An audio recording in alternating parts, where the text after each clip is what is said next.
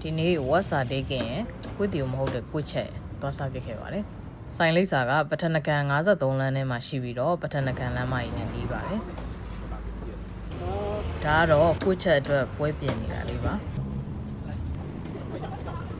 ကွေ့ချက်ဆိုတာစံပြားအလိပ်လေးတွေနဲ့ဝက်ခောက်ကင်ဝက်သားဝက်ကလီစာဝက်သွေးအဲ့ဒါတွေကိုစွပ်ပြုတ်လိုပုံစံမျိုးစားရတဲ့ဟာပါအခုဒီထဲမှာဝက်ခောက်ကင်ပါတယ်ပြီးတော့စံပြားလိပ်ထားလေးပါတယ်ဝက်ကျိတ်သားဝက်သားပါပါတယ်သူ့ထဲမှာပါတဲ့ဒီဝက်သွေးလေးကမညီရဲနဲ့ထုတ်လေးစားလို့ကောင်းပါတယ်ပြီးတော့ဒီဝက်ကျိတ်သားလေးတွေအရသာလည်းတစ်မျိုးလေးစားလို့ကောင်းတယ်ပါတဲ့ပိုရှင်ကတော့တွေးတဲ့အတိုင်းပဲတယောက်စာကောင်းကောင်းလောက်ပါတယ်80ဘတ်ပါဒါကတော့ဝက်စာတေးကင်မှာတပွဲကိုဘတ်100ပေးရပြီးတော့10ချောင်းပါပါတယ်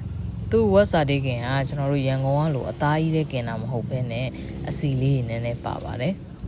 သူနဲ့တွဲစားဖို့ပေးတဲ့ဒီတခွားသီးကြက်သွန်သီးငရုတ်သီးတို့ကိုရှာလကိုင်းနဲ့စိန်ထားတဲ့အချင်းကလည်းတော်တော် green ရှင်းပြီးတော့စားလို့ကောင်းတယ်စာတေးကင်နဲ့လိုက်တယ်ဒီမြေပဲ sauce ကတော့ပုံမှန်မြေပဲအစိမ့်အရသာအတိုင်းပဲစားလို့ကောင်းပါတယ်မြေပဲ sauce လေးတိုးလိုက်အေးလိုက်ရင်တခွားသီးလေးစားလိုက်နဲ့16လမ်းလွမ်းပြေပေါ့ဗျာရန်ကုန်ကစာတေးကင်နေအရသာနှက်ထားတဲ့ပုံစံကတော့အချိုပိုကဲတယ်ပေါ့နော်ဒီမှာကတော့အချိုလဲပေါ့တယ်ပြီးတော့ဝတ်သားအစီပါတာလဲနည်းနည်းများတယ်ကျွန်တော်ကတော့ရန်ကုန်အရသာကိုပိုချိုက်ပါတယ်ခင်ဗျာဒါကတော့စားပြီးလို့ငွေရှင်းတာပေါ့နော်စာတေးက100ကိုချက်က80စုစုပေါင်း190ကျပါတယ်စုံးတီကြည့်ပြီးလို့ကျေးဇူးများကြီးတင်ပါတယ်